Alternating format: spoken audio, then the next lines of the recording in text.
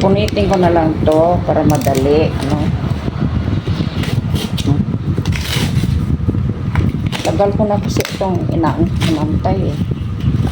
Dalawa. Ay, hindi na. Akala ko, padalawa lang pala. Pero sa sa ilalim siguro nito ay may mga pakete siguro nito, no? Yeah. Sige na lang, bahala na. Masubukan nga to, no? Para meron tayong kasi minsan sumasakit din itong left shoulder ko kasi minsan na frozen shoulder ba. Tapos ngayon okay na kasi nagamot na ito, pero baka babalik ba.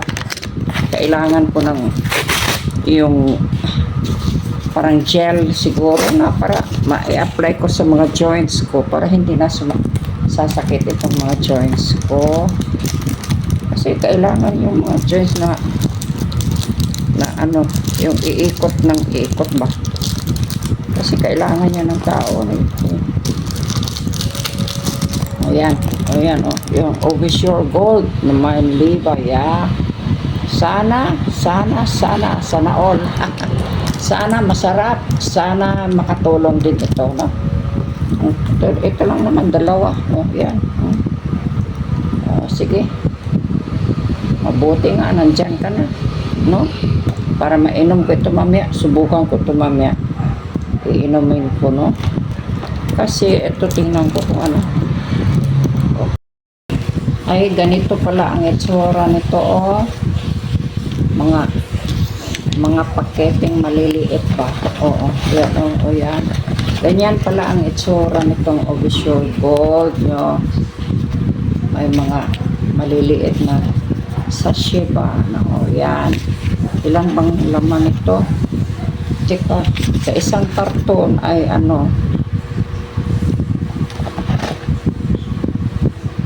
marami din naman. Marami din ang laman, oh. 12 packs pala ang laman, oo. Okay din. Sa isang pack ay isang timpla. Yan, oh. Tingnan nyo, oh. Kaya pwede na itong subukan. Okay lang, isang timpla, no? Isang ganyan para sigurado ka na yung measurement ba. O yan, oh. So, okay.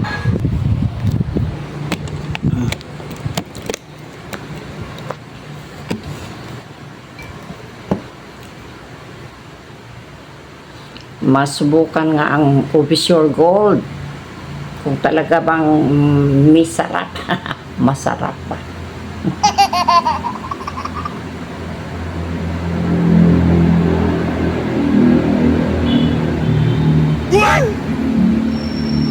Talaga masarap. Sana makatulong ito sa mga natin, no? Mga kaso-kasuhan, no? Para wala ng kaso pag nagamot itong mga kaso-kasuan natin, wala na tayong kaso, di ba? Yan, stop na. Okay. Ito shout out sa mga kaibigan ko dyan sa sa San Antonio, si Linda Abria at saka si Lita Cabalit. Kumusta ang Pasko nyo, mga Malapit mga kaibigan ko? Punta ko. At siyempre naman, pati si si Baby Lagar, no? sa Jimenez.